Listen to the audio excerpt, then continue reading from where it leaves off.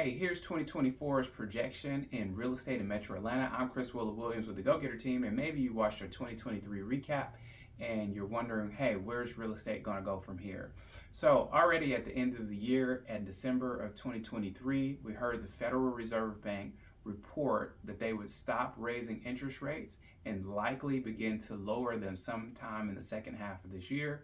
I actually believe that will likely happen in the fourth quarter. So the banks responded and the consumer rates actually came down. Remember last year, sometime around September, they were as high as 8%, but by the end of the year, they got back down to about 6.125, 6.5, which is an okay rate to buy at. In fact, when I first started in real estate 20 years ago, that's about what the rate was.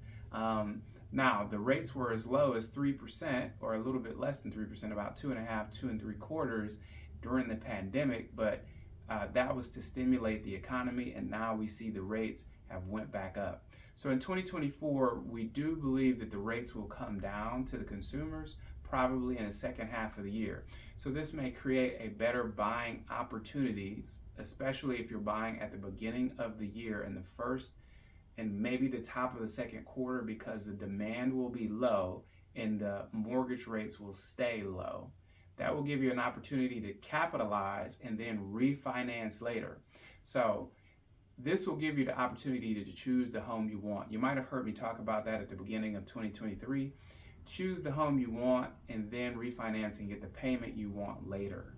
Okay, so that's got to be a strategy. Obviously, you need to be able to afford your mortgage at the beginning of the year when the interest rates will be somewhere about 6 to 6.5%. And you're going to hold and maybe refinance when you get toward the end of the year, where we expect it to be maybe about 5.5%. That'll cause a dramatic shift in your payment.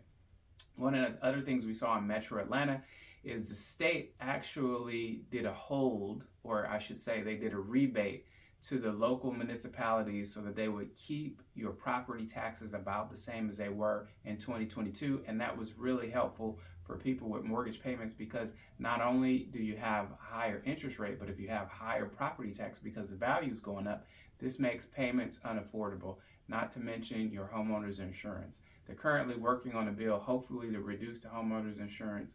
So in 2024, we expect to see the market loosen. I expect that the market will be up probably about 10 to 15% from 2023, which is still below what it was in 2022. So, but we'll see more inventory and people will have more opportunities to buy.